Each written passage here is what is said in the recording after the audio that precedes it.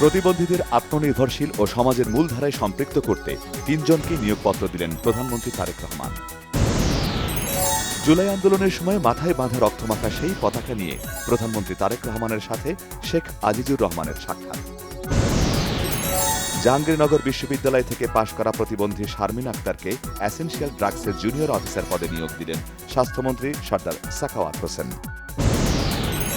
সন্ধ্যায় রাষ্ট্রীয় অতিথি ভবন পদ্মায় পররাষ্ট্রমন্ত্রী ড খলিলুর রহমানের সাথে মার্কিন প্রেসিডেন্টের মধ্য ও দক্ষিণ এশিয়া বিষয়ক বিশেষ দূত সার্জিও গোরের সাক্ষাৎ। জামাতের আমির ডাক্তার শফিকুর রহমান বলেছেন, জুলাই শহীদদের প্রত্যাশা পূরণ না করে প্রতারণা করেছে সরকার।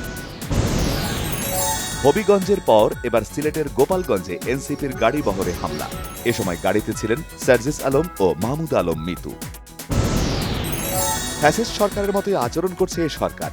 সংঘাতের রাজনীতিতে বিশ্বাস করে না এনসিপি, বলেছেন এনসিপির আহ্বায়ক নাহিদ ইসলাম ও মুখ্য সমন্বয়ক নাসির উদ্দিন পাটোয়ারি। একমাত্র প্রধানমন্ত্রী তারেক রহমান পরিবর্তনের আশা জাগাচ্ছেন। সকলকে নিজ নিজ অবস্থান থেকে পরিবর্তিত হতে হবে বলেছেন বিএনপি মহাসচিব স্থানীয় সরকার মন্ত্রী মির্জা ফখরুল ইসলাম আলমগীর।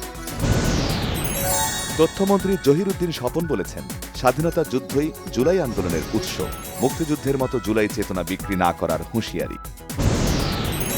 মূল্যস্ফীতি বাংলাদেশের জন্য যন্ত্রণাদায়ক। কৃষি পণ্যের দাম বাড়িয়ে দিচ্ছে পরিবহনের চাঁদাবাজির মতো অদৃশ্য খরচও, বলেছেন বাণিজ্যমন্ত্রী খন্দকার আব্দুল মুক্তাদির। মতিঝিলের শাপলা চত্বর হত্যা মামলায় কারাগারে পাঠানো হয়েছে সাবেক মন্ত্রী আব্দুল লতিফ সিদ্দিকী।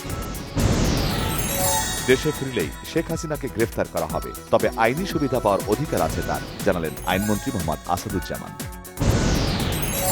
1 মাস পেছানো প্রাইম মিনিস্টার্স গোল্ড কাপ জাতীয় ফুটবল প্রতিযোগিতা 2026। চট্টগ্রাম প্রেস ক্লাবের সংবাদ সম্মেলনে জানিয়েছেন শিক্ষামন্ত্রী ড আ.ন.ম এহসানুল হক মিলন। গ্যাসের প্রেসার একটু একটু বাড়তে থাকলেও তা কাঙ্ক্ষিত মাত্রায় নয়। সিএনজি পাম্প স্টেশনগুলোতে এখনো দীর্ঘ লাইন। প্রায় 5.5 বছর বন্ধ থাকার পর দিনাজপুরের হিলি স্থলবন্দর দিয়ে আবারও ভারত থেকে পাথর আমদানি শুরু হয়েছে। 3 দিনে 53টি ট্রাকে প্রায় 2014 মেট্রিক টন পাথর আমদানি। শীর্ষ সন্ত্রাসী ডেভিড ইমন ও তার সহযোগীকে 4 মামলায় গ্রেফতার দেখিয়ে পাঠানো হল কারাগারে। সপ্তাহখানেকের বিরতির পর ইরানে আবারও মার্কিন হামলা। কেশমদ্বীপে এক দম্পতি ও তাদের 2 বছর বয়সী শিশু নিহত।